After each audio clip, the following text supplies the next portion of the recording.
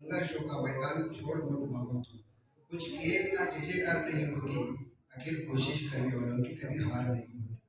नन्ही चिट्ठी जब दाना लेकर चढ़ते हैं दीवारों पर, 100 बार फिसलते हैं, लेकिन उनकी मेहनत बर्बाद नहीं होती, आखिर कोशिश करने वालों की कभी हार नहीं होती। सन्माननीय व्यासपीठावरील आजच्या कार्यक्रमाचे अध्यक्ष, रयत शिक्षण संस्थेचे जनरल बॉडी सदस्य, भोशेगावचे विद्यमान सरपंच, आमचा मान आमचा सन्मान, आमचे मार्गदर्शक ॲडव्होकेट गणेशदादा पाटील, तसेच आजच्या कार्यक्रमासाठी प्रमुख पाहुणे, प्रादेशिक सहाय्यक प्रादेशिक परिवहन अधिकारी वर्ग RTO सोलापूर, सन्माननीय स्वप्नील गिरी साहेब, तसेच आजच्या कार्यक्रमासाठी प्रमुख पाहुणे म्हणून उपस्थित राहिलेले भोशेगावचे ग्राम महसूल अधिकारी सन्माननीय दिगंबर पुढे साहेब, तसेच ज्यांना लोकशाहीचा आपण चौथा स्तंभ म्हणतो असे आमचे खास मित्र व दैनिक पुढारीचे पत्रकार सन्माननीय आनंदसाहेब पवार, तसेच आमचे मार्गदर्शक कर्ले गुरुजी, शेखर गुरुजी, तसेच विठ्ठल सहकारी साखर कारखान्याचे तज्ञ संचालक श्री ननवरे साहेब, तसेच उपस्थित असणारे सर्व जिल्हा परिषदेचे व इंग्रजी माध्यमचे सर्व शिक्षक, तसेच पालक, माता पालक आणि भाऊ मित्र. तर या ठिकाणी हा कार्यक्रम जो विद्यार्थ्याचा गुणगौरवाचा कार्यक्रम ज्या ठिकाणी जो आयोजित केलेला आहे ते आपल्या मंथन परीक्षेचे समन्वयक माननीय श्री बाळासाहेब पांढरे सर, आणि आज या मंथनच्या कार्यक्रमासाठी ज्या विद्यार्थ्यांना या ठिकाणी आता पारितोषिक मिळणार आहे त्या विद्यार्थ्यांसाठी सर्वांनी टाळ्याच्या गजरामध्ये आपण त्यांचं अभिनंदन करायचं आहे. धन्यवाद. तर या ठिकाणी जी लहान मुलं आहेत, ही राज्यस्तरीय मंथन परीक्षा जी आहे ती आता 1ली पासून 8वी पर्यंत ही परीक्षा घेतली जाते. ह्या परीक्षा म्हणजे हे स्पर्धा परीक्षा जी आहे ती लहान वयामध्येच आपण विद्यार्थ्यांवर बिंबवली पाहिजे. कारण कसं आहे की या स्पर्धा परीक्षेचा पाया जो आहे तो ह्याच वयामध्ये हा पाया मजबूत होत असतो. या ठिकाणी बरेचसे प्राथमिक शाळेचे शिक्षक आहेत, ह्या मुलांच्या लहान मुलांच्या कोऱ्या पाठीवर ते चांगल्या पद्धतीचं काम करत आहेत. लहान वयामध्ये संस्कार आपण त्या विद्यार्थ्यांवर या ठिकाणी बिंबवले पाहिजे. कारण कसं असतं, हे मुलांची लहान कोरी पाठी असते की सर आता आम्हाला या स्पर्धा परीक्षेची तयारी कधी कळली, ग्रॅज्युएशन नंतर कळली, पण आज आपल्या ठिकाणी या पहिलीची जी मुलं आहेत त्यांना सर्कल कसा गिरवावा, प्रश्नपत्रिका किंवा उत्तरपत्रिका कशी सोडवावी, त्याचं टाइम टेबल कसं मॅनेजमेंट कसं करावं, ह्या साध्या साध्या गोष्टी ह्या लहान मुलांना ह्या वयातच समजायला लागलेल्या आहेत. आणि बाळासाहेब पांढरे जे आहेत ते मंथनचे समायोजक आहेत की विद्यार्थ्यांना कुठेतरी गुणगौरव त्यांचा विद्यार्थ्याचा झाला पाहिजे, विद्यार्थ्याला शाबासकीची थाप दिली पाहिजे.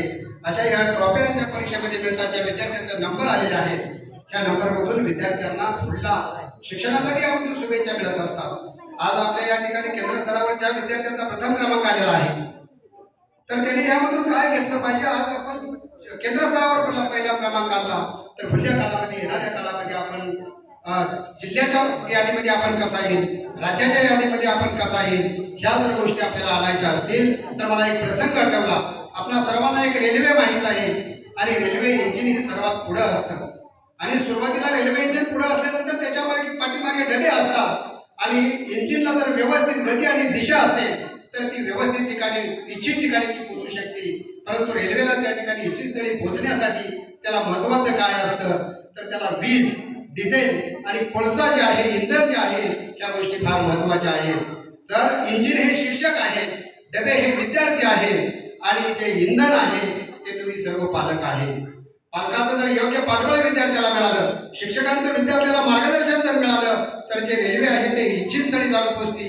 म्हणून विद्यार्थ्याचा जर आपल्याला त्रिकोण साधायचा असेल, शिक्षक, विद्यार्थी आणि पालक यांचा जर त्रिवेणी संगम साधला गेला तर त्या ठिकाणी कोणतंही ध्येय आपल्याला साध्य करण्यासाठी वेळ लागणार नाही.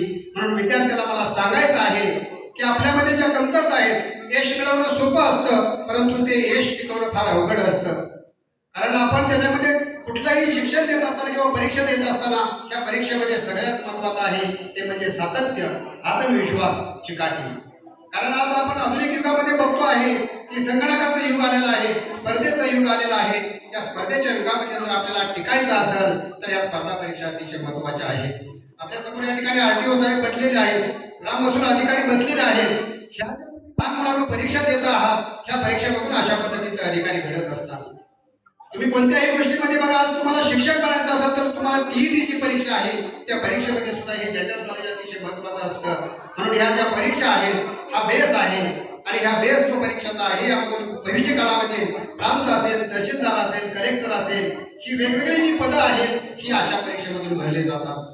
म्हणून विद्यार्थ्यांनी ही लहान वयामध्ये ह्या परीक्षांची तयारी केली पाहिजे आणि तयारी करत असताना त्यांना पालकांनी त्यांना पाठबळ दिलं पाहिजे. शिक्षकांचं वेळोवेळी मार्गदर्शन तर असतंच. शिक्षकांबद्दल मला सांगावं असं वाटतं की राष्ट्रमाता, राजमाता, महासाहेब जिजाऊ एका ठिकाणी म्हटल्या होत्या की शंभूराजे, आजपासून गुरु तुम्हाला ज्या पद्धतीने सांगतील त्या पद्धतीने वागायचं आणि शेतकरी ज्या पद्धतीने एका जोंधळ्यापासून हजारो जोंधळे निर्माण करतो त्याच पद्धतीनं तुम्ही प्राथमिक शिक्षक जे आहात ते तुम्ही एका ज्ञानबिंदातून एक सागर निर्माण करू शकता. एवढी अफाट शक्ती तुमच्यामध्ये आहे. एक मला शिक्षकांबद्दल प्रसंग आठवला, मला सांगावं असं वाटतं. एक गाव होतं, गावामध्ये एक शाळा होती. त्या शाळेमध्ये शिक्षक शिकवत होते. त्या शाळेमध्ये 2 विद्यार्थी शिक्षक शिकवत असताना ऐकत होते की शिक्षकाने सांगितलं की आपण जर झाडं लावली तर भविष्यामध्ये सावली मिळते. आणि त्या 2 विद्यार्थ्यांपैकी एका विद्यार्थ्याला मनावर घेतलं आणि शिक्षकाचं त्याने ऐकलं. त्याला शिक्षकाने ज्या पद्धतीने सांगितलं त्या पद्धतीने त्या ठिकाणी त्याने झाडं लावली. त्याला झाडं जगवत गेला. गावामध्ये पुन्हा सर्व गाव हिरवंगार झालं आणि लोकांना त्याच्यामधून आनंद मिळू लागला. आणि दुसरा जो मुलगा होता तो हुशार होता, उच्च ठिकाणी नोकरीला लागला, पैसा भरपूर कमवला, पण त्याने समाजासाठी काही केलं नाही. काही दिवसानंतर त्या गावामध्ये दुष्काळ पडला. दुष्काळ पडल्यानंतर लोक ज्या मुलानं झाड लावलं होतं त्या झाडाच्या सावलीला येऊन थांबली आणि लोक म्हणू लागली की ज्या मुलानं जे झाड लावलं होतं ते झाड म्हणजे शिक्षकाने जे दिलेलं शिक्षकाने जे लावलेलं ज्ञान होतं ते मूल्य त्या विद्यार्थ्यामध्ये रुजवलेलं होतं. त्यामुळे त्या ठिकाणी दुष्काळामध्ये सुद्धा ते वटवृक्ष ताट उभा राहू शकला. ह्या प्राथमिक शिक्षक जे या ठिकाणी आहेत त्या शिक्षकांनी विद्यार्थ्यांना वटवृक्षामध्ये निर्माण करण्याचा प्रयत्न त्यांनी केलेला आहे. आणि अशा प्रसंगातून आपण बोलत असताना शिक्षक तर नेहमी काम करत असतातच, परंतु विद्यार्थ्यांना मला सांगायचं आहे की शिक्षणातलं सातत्य आणि नवीन नवीन कौशल्य आत्मसात केली पाहिजेत. आपल्या ज्या कमतरता आहेत त्या कमतरताचा आपण सुधारणा केल्या पाहिजेत आणि त्यातून यश मिळवणं सोपं असतं, परंतु अपयश पचवणं फार अवघड असतं. परंतु जो अपयश ही आपल्याला एक संधी देत असतं की अपयश आपल्याला आल्यानंतर त्यामधून आपल्याला पुढील आयुष्यासाठी उभारी मिळत असती. आणि बाळासाहेब पांढरे यांनी या मंथन परीक्षेच्या माध्यमातून आपल्या विद्यार्थ्यांचा गुणगौरव करण्याचं ठरवलेलं आहे. विद्यार्थ्यांमध्ये ऊर्जा निर्माण करण्याचं काम केलेलं आहे आणि पुढील शिक्षणासाठी त्यांना शुभेच्छा देण्यासाठी अशा पद्धतीचं कार्यक्रमाचं आयोजन केलेलं आहे.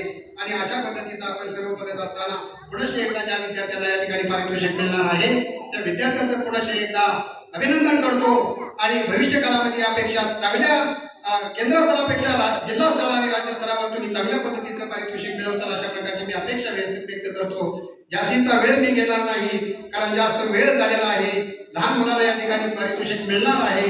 त्यांना आतुरता आहे की आपली ट्रॉफी आपल्याला कधी मिळते आहे, कधी पाहतो आहे असं झालेलं आहे. त्यामुळे मी जास्तीचा वेळ न घेता सर्व विद्यार्थ्यांना पुढे एकदा शुभेच्छा देतो.